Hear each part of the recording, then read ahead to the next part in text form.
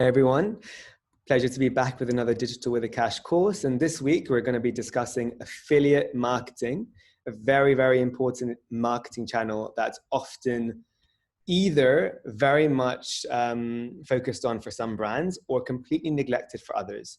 And today I want to basically bring awareness to what is affiliate marketing for those who don't know, but also the importance of it for those who do know, but yet to activate it. And then how to go further with it with those who currently do work with affiliate models, but not necessarily optimizing them. So for any size business, this is perfect to know. And for anyone just curious, this is perfect for you too. And I will note that I've never studied affiliate marketing or any digital course. I've just been doing it for many years. So everything I'm speaking about will be my own experience, my own tips and tricks. But yeah, hopefully it will be interesting. So just a quick reminder that the last two courses of social media marketing, influencer marketing has been completed and they are live on YouTube. And then the next courses will be on search engine optimization, content marketing, email marketing, paid search and pay-per-click, and Google Analytics. And yes, the last influencer marketing is now live. But today we're talking about affiliate marketing. So what is affiliate marketing? Well, in a nutshell, affiliate marketing is the process of earning a commission by promoting other people's or a company's product or services. So we can kind of like draw it out in a model, which I'll show you now. So you would have traditionally a portal, like a publisher. This could be a site, influencer. We'll talk about that in detail, but imagine a website for now. And you have an affiliate program that's basically you're launching and signing up to. Then you host a link, and this is a specific affiliate link that will have some tracking code in there that tells the publisher where the clicks have come from, etc. So you can basically track the click. So when a visitor clicks on that specific link, which could be embedded behind a photo, for example, like an ad on a photo ad. It could be in a YouTube link. It could be on a swipe up on Instagram. It's just basically wherever you can input and embed a URL. This then, every click is tracked. And there are different ways of tracking, which we'll talk about a bit later too, but you can do IP address tracking. You can do just any click. The list goes on, but usually direct link tagging is the best. And once the click is registered, then there's a cookie normally placed within 30 days when they visit the site. And then usually within that cookie window, when the person, the visitor who clicked on that link makes a purchase, then that's recorded. And then based on the sale value, a commission is given back to the initial source, the publisher, to say, you've helped us bring that sale. We now are repaying you back by giving you a commission. So think of it as like a salesperson, right? It's as simple as that, basically. Someone has helped you get a sale. You give them some kickback, you give them some money. And usually the commission level can vary. It can vary from 1%. If you're talking about, for example, luxury goods, expensive Rolex watches, 1% will be quite a good value. But if you're talking about very kind of low valued goods, you can go even up to 50%. I've even seen people do up to 70%, not recommended, but it's really up to the discretion of the brand that liaises with the publisher to decide on the commission value. So that's just a nutshell of how it works. And I think that hopefully makes a lot of sense. But why do we do it? Well, it's basically because affiliate marketing is a performance-based marketing strategy. It reduces the money waste on unwanted or useless advertising allocation because you're paying only when a sale is made. So usually this is when you do pay-per-sale. You can do pay-per-click. That's a very specific type of an affiliate model, but usually affiliate models are based on commission on a sale. So you don't pay for the clicks unless a sale is made. And therefore, competing to other typical advertisings like Facebook, Instagram, social ads, Google ads, search, all that kind of stuff, you usually pay for impressions or reach, and that can usually not result into sales. And that's why there's a very low ROI on that. So this basically helps you, A, increase your number of orders, B, your conversion rate, because the clicks that are coming are more likely to convert, and then your return of investment. So it's a very effective tool based on your performance. And this is very specific for a brand specifically who needs to increase their sales as their key priority. It's definitely why affiliate marketing is so popular for these type of brands. And it's proven by today, around 9 in 10 publishers admit that affiliate programs are very important to their overall marketing strategy and are an efficient source of revenue that usually raises over an average of 20% of their annual revenue. I've seen brands and some well-known retailers specifically that have over 50% of their turnover, their revenue, based on affiliate models. You can look at retailers like Sephora, etc., that would usually be using these models where they give a kickback for the sales because they're relying on these publishers to bring them traffic and therefore sales. And the brands that do work with, and the publishers that do work with affiliate networks, usually do more than one. They don't just go for one, they go for a couple, on average around 3. And these are just some examples of affiliate networks. These are not branded. These are just the portals usually that can manage the sorts of commission and the tracking sense, if you will. Rakuten Linkshare being one of the biggest. Amazon has its own affiliate program for many that you probably know. Trade Doubler is a very popular one. A lot of luxury brands use Trade Doubler as their sort of third-party affiliate network to calculate all the traffic and measure the clicks and then therefore give the commission. But yeah, in terms of the types of affiliate marketing, affiliate programs usually are well known because they have a very diverse and flexible way of working. So the traditional types are pay-per sale, which is what we're mainly talking about, which is when a sale is made, only then is a commission given. So for example, if you've agreed with a publisher to give 10% commission for every sale that publisher brings, you then would basically say, if I made $100 from that sale, I would give $10 from my revenue to the publisher because they've helped me with that pay-per-sale approach. You can then do pay-per-click. This is often when it's a more of a premium publisher or something where it's a bit more harder, where they feel that the click is just as valuable as a sale, and that's usually why you go for pay-per-click. Usually, often found with publishers such as influencers, and those sorts of avenues. And then you can go for pay-per-lead, which is not necessarily uncommon, but not the most popular one. And that's basically when it comes to a certain sign-ups, like an email, or when you've got some form of data. So when you've got, for example, a subscription to a newsletter, you can also do pay-per-lead. These traditional models are normally can be kind of correlated with typical ads, but in an affiliate model, you're really giving only when this is achieved. But if we now go a bit more deeper into who are the networks and the publishers that we can use within the marketing channels, the traditional ones are websites. So these are, for example, famous websites that will say, I'll put a little banner with your product, and then they'll put an affiliate link behind it. And then every time someone comes to my website and clicks on that link, then I will be, when a sale is made, only then will I be benefiting. You also have search affiliates. This is sort of like SEM affiliates. These are basically experts in the field that will be doing your affiliate for you because they're very good at it. They know exactly where to place your links, etc. You lose some more margin, but you would get usually a better rate of conversion and sales. Then I think the most growing and interesting one, influencers and bloggers are becoming affiliates. So usually, especially when you're not paying an influencer or you're not paying a blogger, the second best thing to do is to give them an affiliate link. So then they sort of can gain revenue from the partnership. So on top of a gifted or a PR sample, you would say, by using this link in your swipe up, if you wish to do so, would you be happy to get 10% commission for every sale? And some of them benefit very strongly, and the ones that usually have a strong audience will love to do an affiliate model because they know that their audience will buy from them when they announce a product.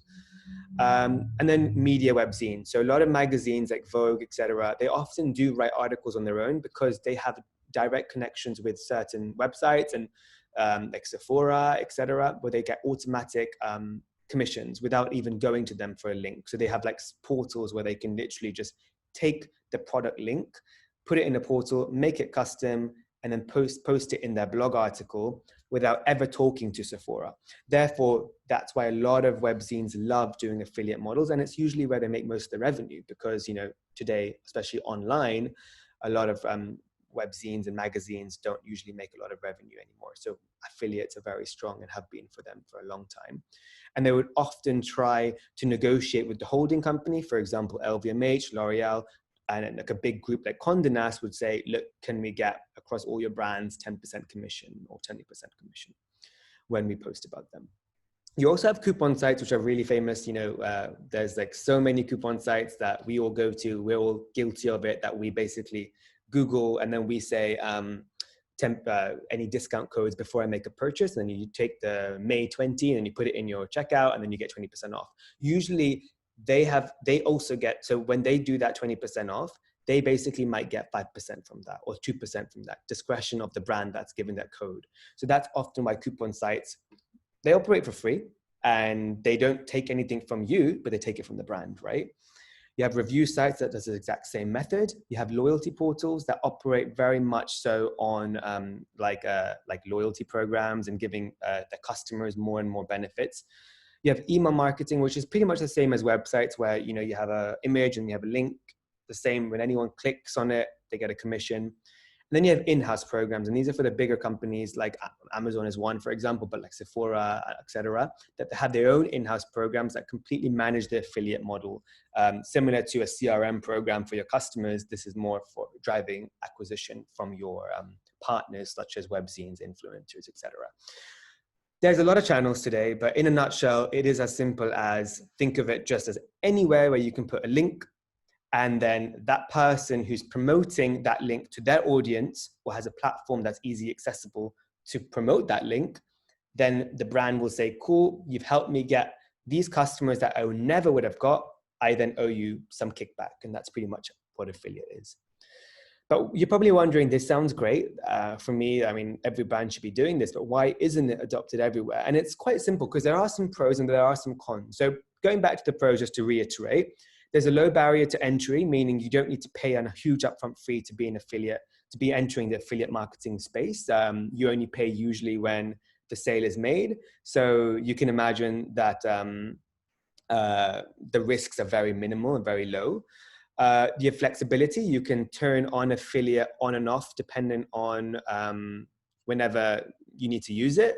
Maybe in Christmas and in summer is when you want to have good offers and you want to open up your affiliate model. You can do that and you can turn it off for the rest of the year. And that's often why you see a lot of coupon codes not active anymore, only in certain periods, because it's basically a flexible affiliate model for them. You also get access to a ready-made audience. So for example, as I was saying, when you work with influencers as an affiliate, or you work with magazines or websites, you get their audience access to you with a low barrier to entry. You don't have to pay necessarily for their audience unless they make a sale. So it's a very good pro. And you have multiple revenue streams. There's no limitation. If you have one coupon code, and then I say, okay, I'm having an offer for my website. It's going to be called June 20, and I'm giving 20% of my site. I will have that June 20 code on my e-commerce, my website, and my email, but I only have access to X amount of audience, my customers, right? So I want to reach out to many more people. So I would go to many different publishers. You can go to influencers, you can go to web magazines, you can go to websites, you can go to coupon codes, wherever you want. And you say, I'm giving you this code to publish, to promote, but I'll give you 5%, 10%, half of it, even 3/4 of it if you get me a sale. So you're basically, yes, you're increasing your potential customer acquisition because you're giving away the margin, but you are getting more customers. So that's a really great model to do. So there's no limitation to usually work with one revenue stream, one affiliate partner, unless that affiliate partner has negotiated something specific and exclusive with you, which could happen, but it's quite rare.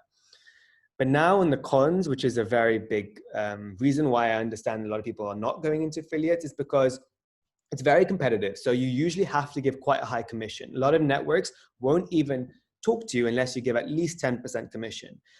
This seems okay, but when you're considering a lot of things, for example, a lot of websites, they operate with a very, not the best margin sometimes. They have the cost of goods and they have the e-commerce website host, and then they have the shipping costs, and then they have the marketing spend and everything.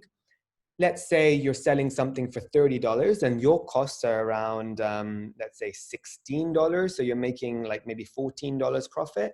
Then now you're giving 20% away from the 30. So you're giving another $6 away.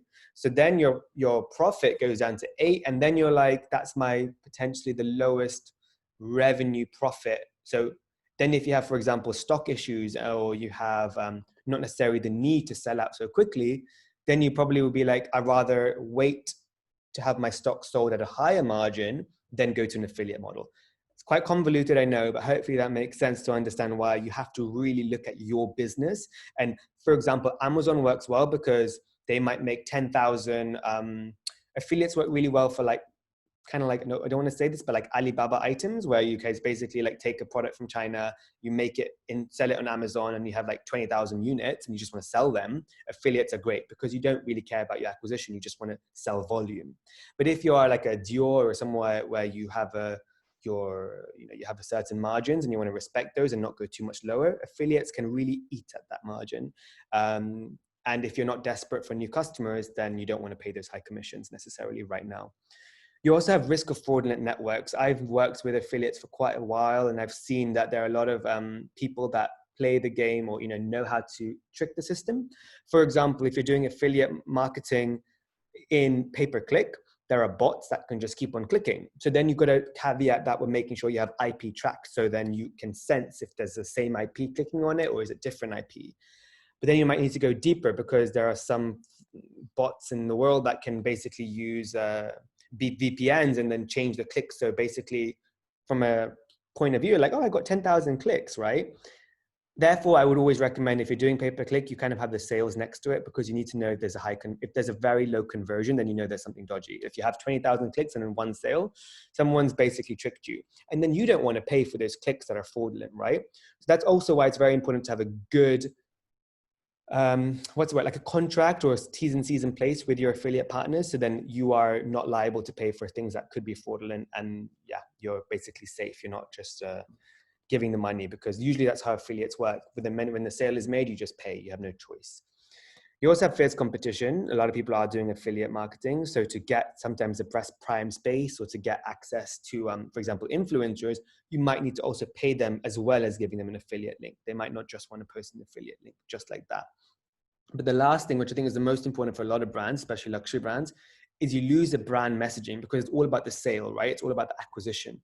So what happens is a lot of the time you don't get the brand messaging across. So instead of saying, that's often with coupon sites, right? So instead of saying, this is the savoir-faire of the Miss Dior fragrance, and there's the most incredible juice, and this is why it's very exclusive and limited. Instead, you're just going to be saying, buy Miss Dior 20% off now. That's just kind of ruining the brand image. And that's often why affiliate models can be quite risky. When you go to many different revenue streams and you don't have control on their messaging to the end customer, you get the lack of brand messaging, which is often why I always say in-house is always the best way of affiliate models, not necessarily relying on coupon codes, etc. For sure. And in terms of like a good conversion rate, which I know people are asking, it's very rare. Depends on your model, because of course, with affiliate marketing, anywhere between, I mean, it sounds low, but like 2-3% to 15% is good. But it always depends on your cost of goods. And if you're selling a $100,000 watch, your conversion rate will be very low. But when you make that conversion, it's a very strong conversion. So absolutely. But now if we go a bit more specific into these growing affiliate marketing channels, because we got to now, now you guys are listening, you're going to be maybe getting some ideas for your business or for the companies you work for. You want to be ahead of the game. You don't want to be necessarily working on the old things like coupon sites, which were so long ago, or there's like this honey.com, which everyone gets ads for today, which is still important, but not necessarily the future. So I'll go a bit into this influencer and web zines and kind of put them into one whole topic, because it's very similar. It's basically people of authority and awareness and followers, like Vogue or an influencer A or B. So affiliate influencer marketing is quite a new topic for many like brands and luxury brands. And it's something that I was basically bringing to Dior, and was one of my big scopes of launching affiliate marketing for pretty much the first time in a maison like that, which was a great challenge. And that's why I learned a lot about affiliate marketing, because it wasn't my scope when I was hired, but I figured out that was a missing piece, and I wanted to bring that to Dior. And I found the best model to do that was from influencers, because we could control the messaging, right? We had the best type of, it was very safe for a luxury brand to adopt affiliate influencer marketing, as opposed to affiliate website marketing, affiliate in email marketing, affiliate coupon code marketing. So we were quite selective then on what kind of marketing channel we went for. So when I went for influencer marketing, the research I did was quite interesting, because For me, it was also the best way to bridge social media, which is often like this gray area. No one knows how to tap it. It's just this blanket follower. And how do you get the sales? And traditionally, social media doesn't convert very well, because usually when you're on Instagram, you're there to just search your friends and photos and get inspiration. I know there are people who will buy straight away, but not many as you think, because you're in the go. You're not really about to spend $200 on something, right? You'll come back to it later. So I wanted to bridge that gap between web traffic, which was often quite high from social. And you look at Google Analytics, you'll always see your social traffic very high, but your conversion is very, very low.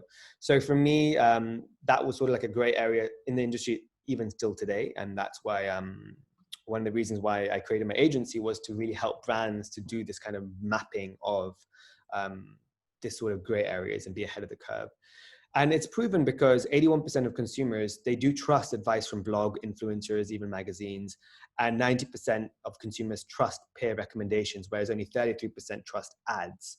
So we spend a lot of budget as brands on advertising, and it's not necessarily a bad idea doing Google ads, social ads, but you know, it's not necessarily the best model. So when you bridge influencers, which is such an usually an authentic way of, when I say usually, when you watch last week's, you'll understand, but usually a very strong, authentic way of selling a product, and then affiliate model, which you only pay usually when you make a sale, together, it's a great win-win for a brand and the influencer as well.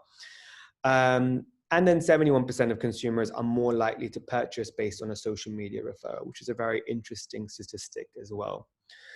Today, there are some solutions, and I think many of you might know the big one called Rewardstyle, or like to know it, which is a very popular network. It's important to know, for those who don't know or have heard Rewardstyle, Rewardstyle isn't an affiliate program. Rewardstyle is an affiliate sub-network. It's a sub-affiliate network. Basically, what that means is they will represent like 40,000 influencers. So if you're a brand and you have your PR list of 10,000 influencers or 1,000 influencers, you are basically like a mini Rewardstyle. You know, they're just basically like an agency. These are my reps, these are my influencers behind me, and I am the face. If you want to access them, you gotta work with me. But they will still require you to work with an affiliate network that I mentioned above, like a Rakuten, The reason why you might not know the words like Rakuten, Trade Doubler, is because usually a brand would then brand it. They would take out they would put it very small, and they would put like a YSL beauty affiliate program, but it's powered by Trade Doubler. So that's why you probably haven't seen it. But when you normally go to a brand, and even Sephora, etc., when you say, oh, they have an affiliate program, it's still powered by a network that does all these calculations, because usually in-house, they don't have the systems to measure the traffic and sales. So they need to go to a third party that has this sort of portal that will just tell the brand once a month, okay, you've got 10,000 sales, you agree to do 10% commission. So can you please pay me £1,000 and I'll divvy it up to all the affiliates. And that's why you work with them. So it's a lot easier for marketing individuals internally. But the important thing to know, and why I personally don't feel this model is very effective for the brands that want to win and succeed and want to go ahead of the curve, is because there are many players involved. So right now, a brand, let's say, there's thousands of brands that work with Rewardstyle. They offer, let's say, between 10 to 20 to 30, 50% commission. But let's just say, for argument's sake, 20% commission. They are giving 20% commission, but the influencer doesn't see that. The influencer will see 10% commission, because you have to also counteract that the Rewardstyle, the way they operate, is they take some commission from that master commission. So they take it away. And then the affiliate network will also take a small commission. So 2%. So let's say Rakuten takes 2%, Rewardstyle takes 5%, and then you give 13%. The influencer or the magazine will see 13% commission. And they'll say, okay, but you're actually paying 20% commission. So wouldn't it be better to give that full 20 to get more influencers if you kind of cut the middlemen out, right? But then, of course, it's about how do you cut them? And the answer I'll tell you a bit later, but that's the end goal. Having also said that, a lot of people kind of also miss the biggest problem for me with working in this model is you are also losing brand messaging, because you now have people talking on the behalf of your brand. You have Rewardstyle speaking for you and choosing the influencers. And with Rewardstyle, as much as they're great, they don't let you choose what influencers they give commission. They basically do a blanket approach. So basically, if you're a brand, you don't know who they're working with. You don't have a say. They have just basically said, any influencer on the program will then see my brand and then has access to take the link. That works great for things like webzines who are on there, like with Vogue, etc., because then they never need to talk to Sephora directly. They just know Sephora has allowed me via Rewardstyle to take the link. And then Rewardstyle will go to the brand and say, okay, this month you had 7,000 influencers working for you. Please, they made $100,000 and you have to pay me $10,000 to pay them. And if you want to say, okay, but who was my most performing influencer? I want to work with them again. Or who wasn't effective? Or were the quality of the influencers all good? You can't have access to that data unless maybe you have to do a campaign with them, which is like a very expensive. So it's not necessarily safe for brands, especially in the luxury field, that really care about the brand image to do that model. It's just not viable. But also, you also are at the helm of their T's and C's, not your T's and C's. So you don't necessarily have full control in a legal sense, and that can also lead to many problems in the future. So all of this is very important to consider, even though it's easier, and for many individuals it's just the easiest option. It's not necessarily the smartest, the most cost-effective option to do. The better way would be to remove the Rewardstyle or remove the kind of sub-affiliate network. We don't need them anymore today, really, if you have access to the audience already through your own connections, your own PR list, your own influencer list. If you don't, then of course, for a new brand, working with something like Rewardstyle would be probably the most ideal option. So going back, if you're a new brand or you just don't have access or the budgets to do that, this model works for you. But if you are a big and established brand that you can cut that middleman, cut it out. And the even better way is to remove even the net affiliate network that does take the 2-3%, because you have limitations in the branding. So when influencers sign up to your affiliate program, you're stuck with their kind of non-branded, well, it's kind of branded, but it's a very rigid approach. I've seen many affiliate programs from big brands like YSL and Charlotte Tilbury, et cetera, that have their own affiliate programs. When you go on the site and you go on the bottom and you say join affiliate program, it's quite hidden, but it's on the site. They then just basically click on it and then it goes straight to Trade Doubler or their affiliate program, their affiliate network. And there's no sense of branding. You lose instantly the image of that luxury brand, and you basically even get the emails from Trade Doubler. You don't even get the emails from a YSL account, etc. So for me, I looked at the competitors and I was quite shocked at what was happening. So what I did at Dior, but I'm not going to go into details because obviously I'm going to respect the relationship I have, but I rebuilt the in-house program, and it's something now that even my agency is doing. It's something that we want to focus on and help other brands, because it's something that I found to be the most effective tool for businesses to own. And the great thing is even if you're a small brand, you can still create your own in-house tool and be very cost effective and have, most importantly, own the relationship between your affiliates. Think of affiliates and the publishers as your influencers. Or your customers, they're just as valuable, right? You don't want to not know who they are. You want to keep them on your good books because they're bringing you sales. They're your sales rep. So it's like someone saying, oh, I have 1,000 people selling for you once. You're never going to talk to them ever again. You want to say, no, but I want to know who they are. I want to invite them. I want to know their emails. I want to bring them to my brand. I want to get to know them, how to work with them more in the future. That's why having an in-house program does the same thing for your own affiliates. You control it. So another important thing also to mention is by going for an in-house program, you're completely then owning the whole GDPR, you're at your regulations, and often you got to be very specific to your own country.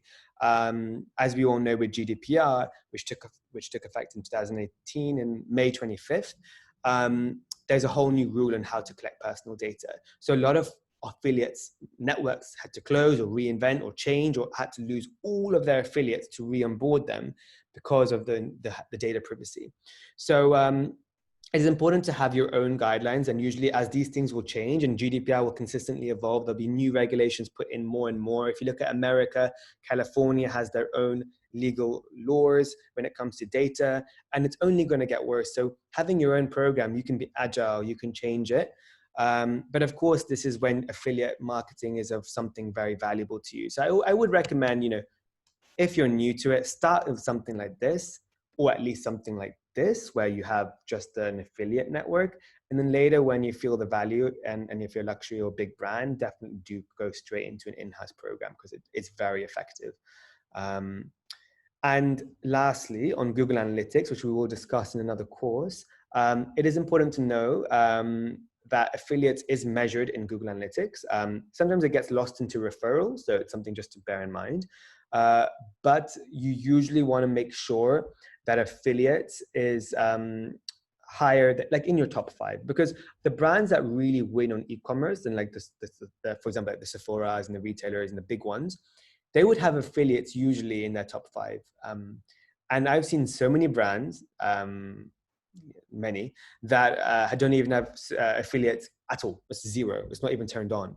So for me, it's just like a big loss of potential revenue. And you often see usually with this, you might not get the most users.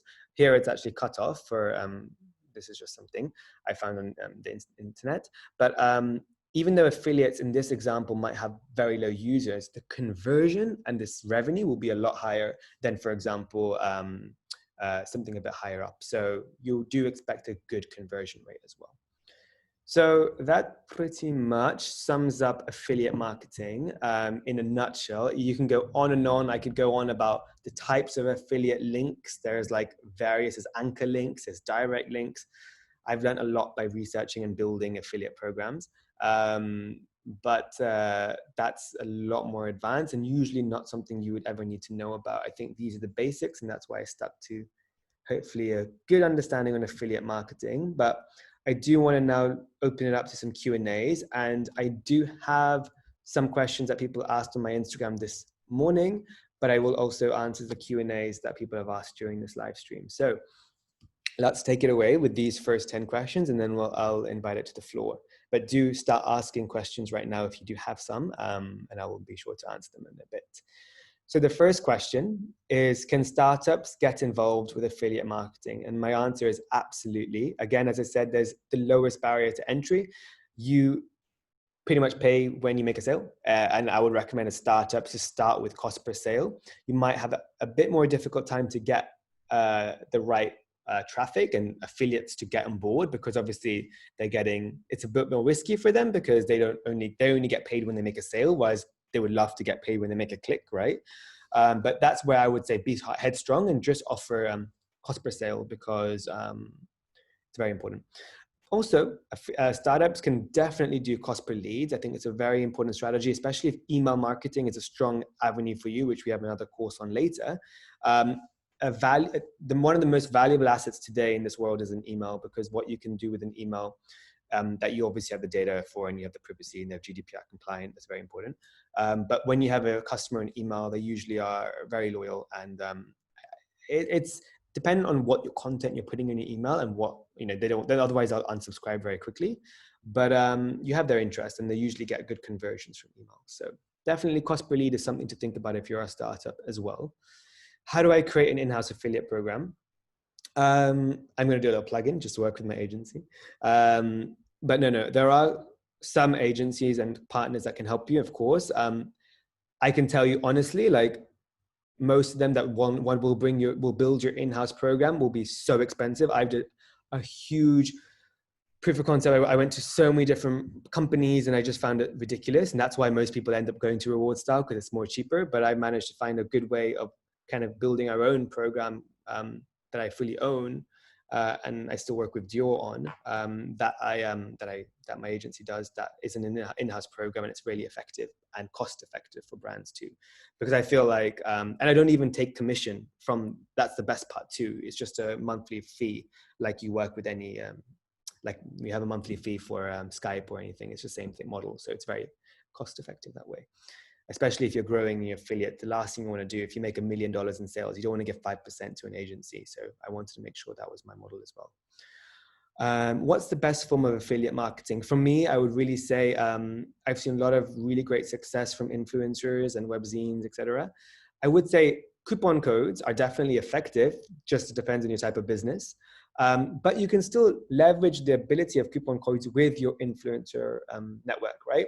Anything that you can give more to boost the sale to the customer, forget necessarily how they got to the website, but if you're offering them something, not just the person who's referred them, but you're also offering the customer a discount, you're more likely to get conversion.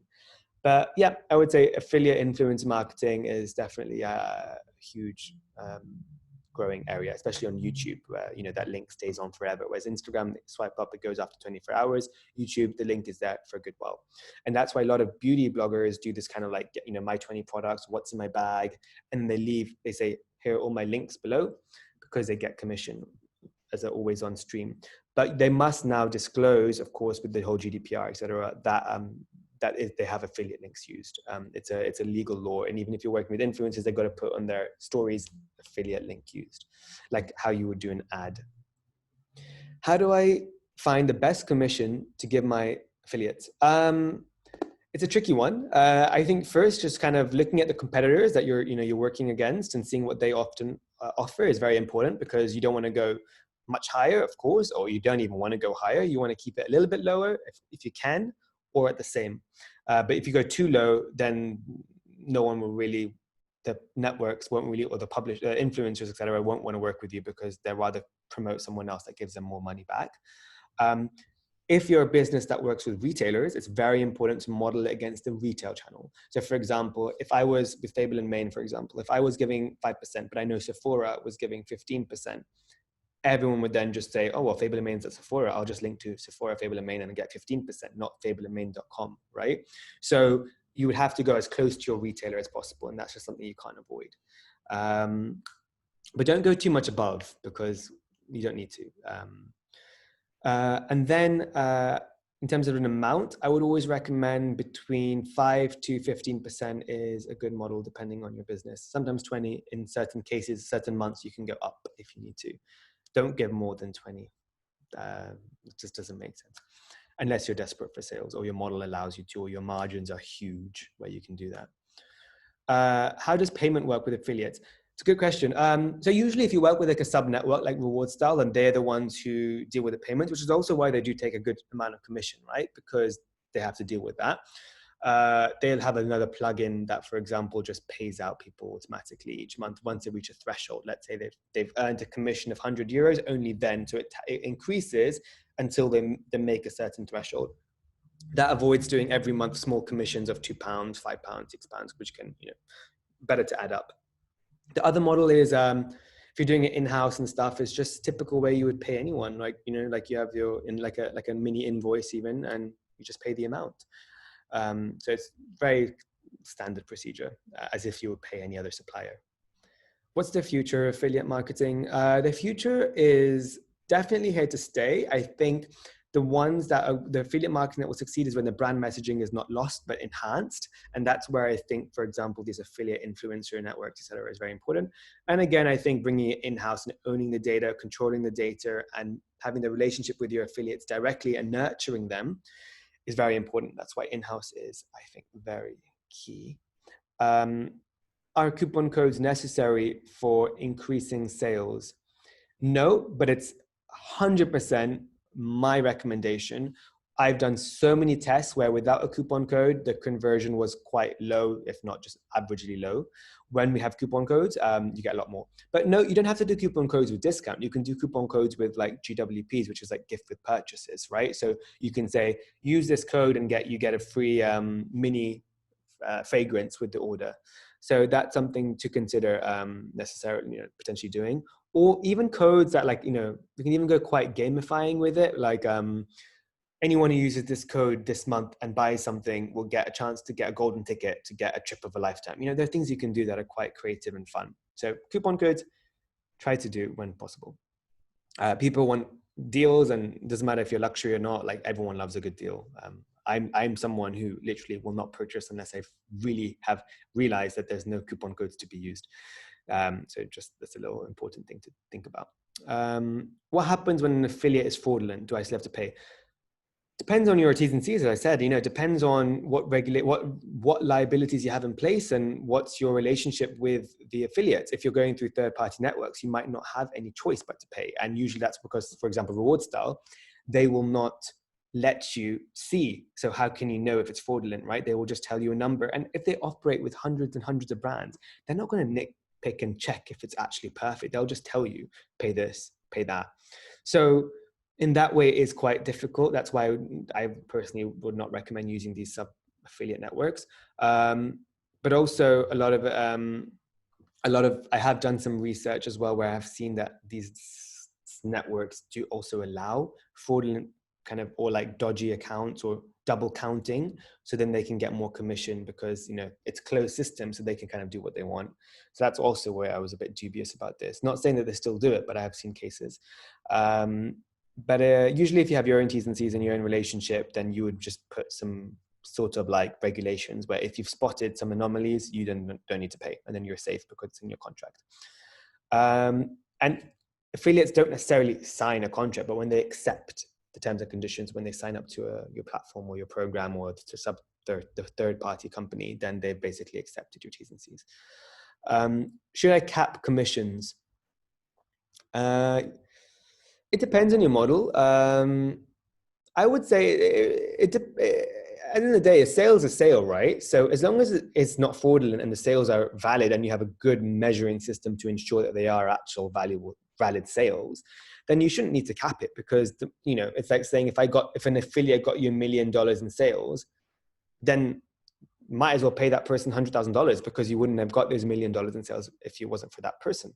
So capping, I would only say, is if you have a cash flow issue as a business, or if you are unsure of where really the sales came from, then you can always have a sense of ability to cap if needed.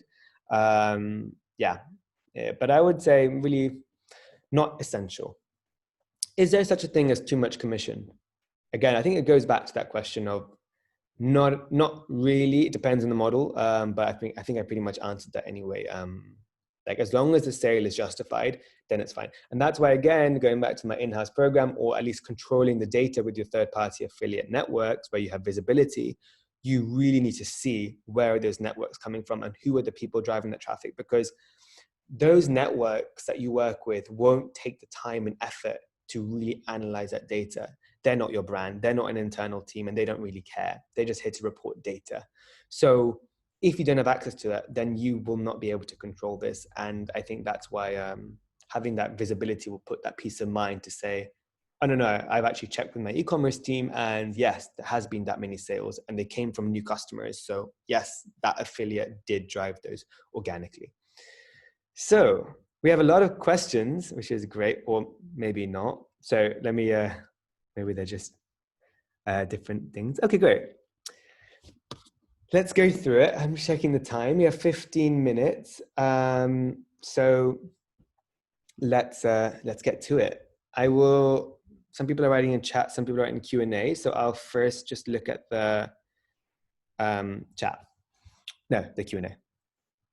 Okay, how to build an in-house affiliate marketing system? What is the cost of that, and how do you track it accurately?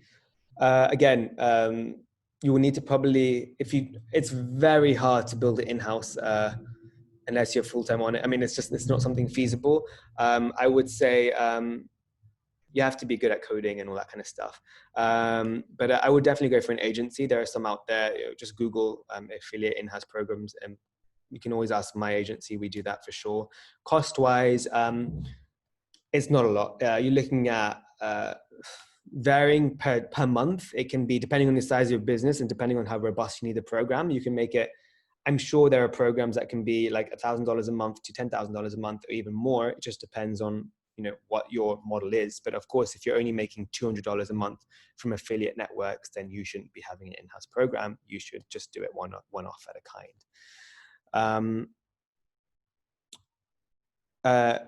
No, it's not a rookie question. How do you plan an affiliate marketing model?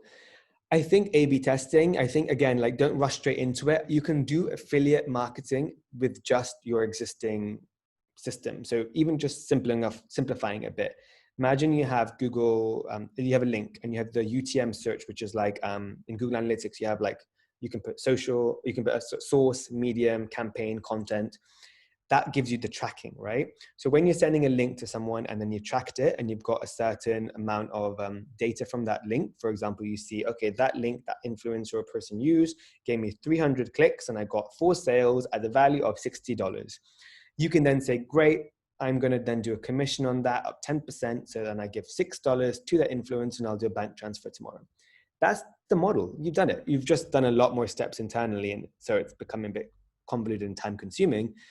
but it's the same system in a way. So you can start with that approach internally, plan where are the revenues coming from. So try coupons if you can, if your business allows it. Try influencers, try webzines, try websites, try search affiliates and SEMs and outsourcing that. Try different models, try your email. One or other email, sorry, not your email. Once you've done that and you've kind of made some A/B testing of a couple of cases, then you can see where it's working and then you can decide on a strategy. But yeah, it's basically like just tracking the data and giving some kickback to whoever gave you that data on that sales. All right, another question. How to strike a balance between affiliate and sponsored ad content for luxury brands, given that audiences don't really trust the ad as a recommendation? I think affiliates usually are a lot more trusted by people, which is good. Because I think ads, as you know, they know that there was a huge payment probably involved, or a payment involved that probably was a very much a biased approach. Usually with affiliates, there are no payments involved. It's just upon a sale. So the influencer or the partner or the webzine wouldn't post it unless they believe that their audience would click on it and buy it, because they're going to then have some damaging reputation if they post something completely irrelevant. And the people know now, especially people who watch YouTube, they know that these influencers, YouTubers, they need to get some revenue, they need to get money to keep their living. So they know that affiliate links work like that. So often more than others, they actually will make sure that they use those affiliate links to help sure that some of their sale goes back to the influencer that they love. So I think affiliate modeling really does kind of caveat the kind of downsides that ads can bring, because it's actually an organic, usually approach, but just with the extra bit of money to support them. I'm going to ignore the questions about like my agency and working for me, but we can talk later. Just email me and yeah, that's all perfect. What type of an affiliate marketing will work for a business of customization of clothes? Okay, so there's two questions. One is like customization, which is basically very much like about personalization, if you will. And there's the other thing, which is like fashion clothes. So if I first go from a fashion clothes point of view, usually, yes, influencers, again, are very powerful. Magazines, the right ones that are fashion, medias, they're very important. I would also say, I would then go, if you're fashion, some portals like to know it, Rewardstyle, going back to my word, they're very good because they have a very high fashion micro-influencer network that usually is very difficult to tap into. So there's when, Rewardstyle and those networks where they have the trusted audience could be valuable. When it comes to personalization, it'd be very important to understand your margins on this, because if your margins are lower because of the customization angle, you might not want to even operate in an affiliate space because you will lose a lot of your revenue and your stream and imagine the customer then returns it and stuff. There's a lot of risks involved. So I would say, depending on your margins of customization, think very carefully of what you're offering in terms of an affiliate model.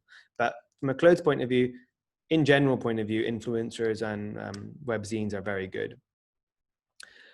A lot of these questions are about basically, if I have a hair care startup, should I use coupons, emails, influencers?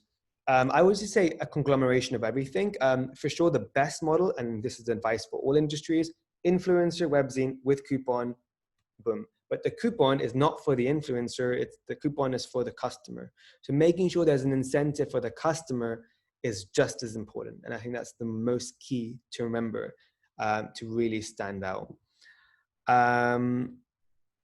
Another question, would you recommend activating an affiliate program or combining it with a brand ambassador program to grow and strengthen your brand's community? Perhaps extending the program to smaller influencers? Absolutely. I think if you have an existing CRM program or a brand program or an influencer program, incorporate affiliate modeling into that. That's a huge thing to do. In a way, when I also build in-house affiliate programs for brands, I don't just make it a tracking service. I also make it like a community portal. We do emails to the influencers each month. We do like competitions, giveaways. We also do non-affiliate things. So for example, if this month we say if an influencer posted the best skincare content, we would then give them a luxury skincare spa getaway, nothing to do with an affiliate link.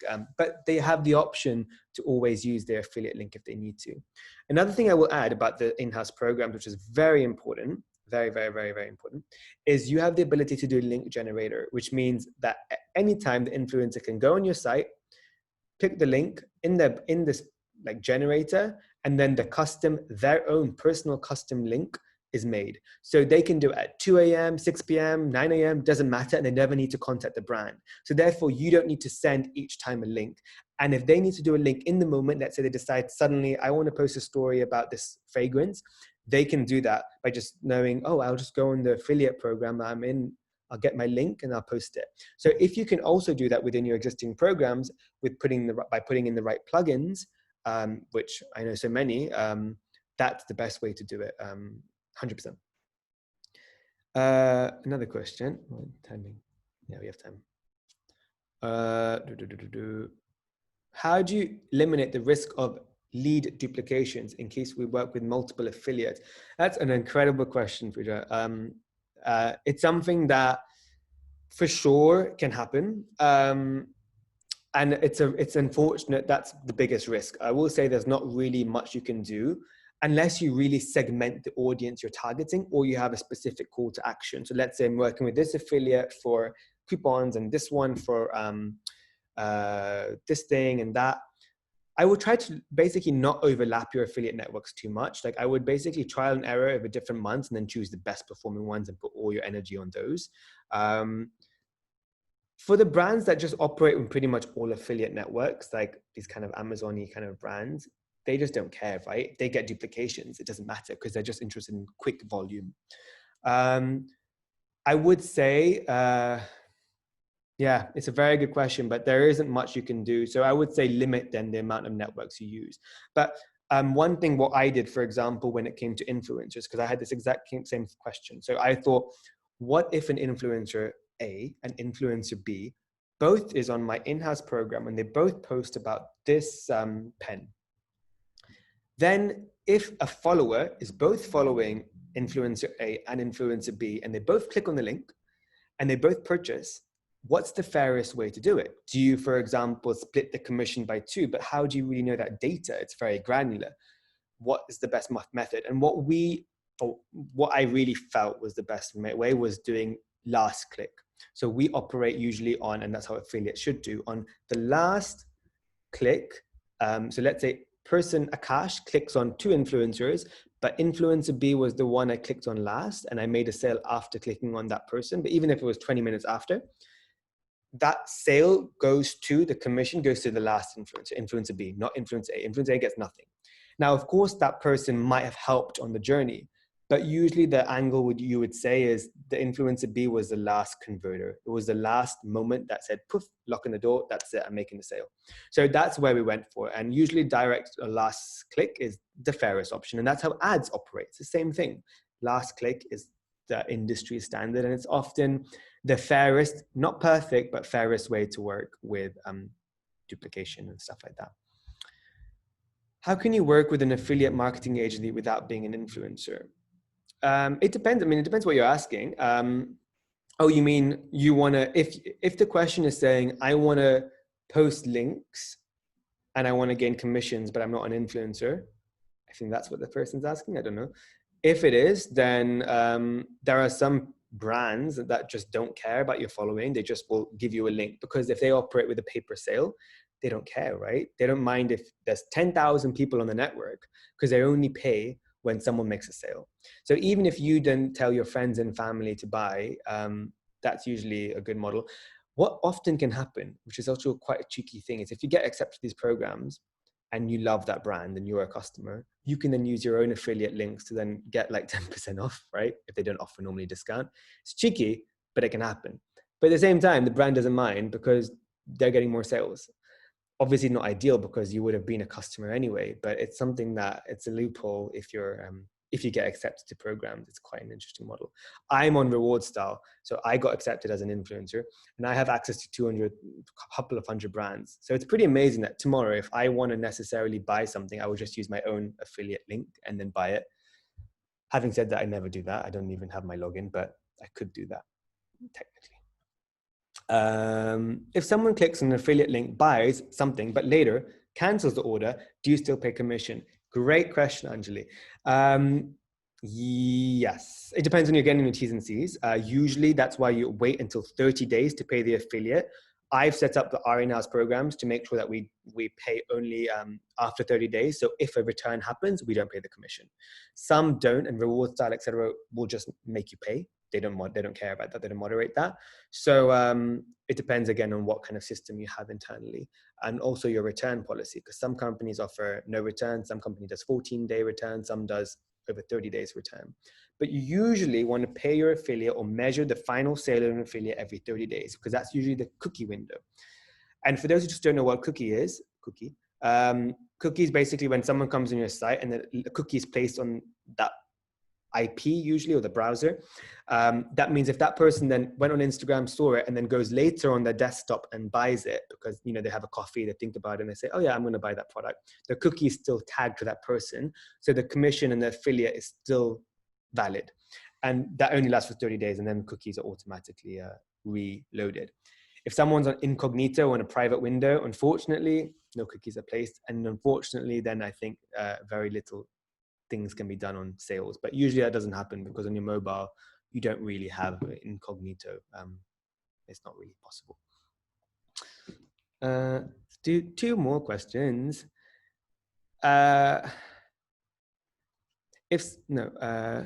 Do you think miniatures are a good GWP, or what kind of gift with purchase do you think works best? Hi, Maria. Good question. I do think GWPs are good. I do think they're a bit overrated. I just think the customer now wants more than that. If it's a miniature, I don't think it's going to quite cut it. They want something a bit more unique. And I think it's up to the local market or the head office or the brand to figure out what more can they do. Things people love are swag. So for example, if I was at Dior, I would have worked harder now to get more swag items, so like hats or things that I know there's some complications with fashion, this and that. So it depends on your brand, but usually things that are a bit more than just what's on offer on the product. Because if you're giving someone a miniature of the thing they're buying or a miniature product that they probably already have, they're not as interested. But if you're giving them something that they can't buy, like a GWP that's never available to buy online, but it's something quite cool, like a keyring, a sticker, that can work quite well. But usually the best is a discount as well to the customer, if possible, like 5%, couple, that just helps conversion. Or personalization, and going back to also the customization thing, could you offer free customization or free personalization? That also does help to the customer. Great. I know there's a lot of questions, but feel free to email me or if you have any other further questions. But just in the interest of time for everyone, I'm going to close it up. But just a reminder that this will be on YouTube after, so you can watch this again. And if you didn't take notes or you missed a bit of it, you can watch it on YouTube. If you are interested in building your own in-house affiliate program, please do contact me, Akash at akashagency.com, and we'll be happy to help and at least give some scope of work. And join me next Friday for search engine optimization. It's going to be a bit of a tricky one. I'm going to have to work a bit hard on that to make sure I can explain it well, but it will be exciting. So have an incredible weekend, guys. Hope you enjoy the sun today, and make sure you smile and stay healthy and do some fitness today. That's my challenge for you, doing half an hour of meditation or a workout. But yeah, much love, guys, and see you next Friday.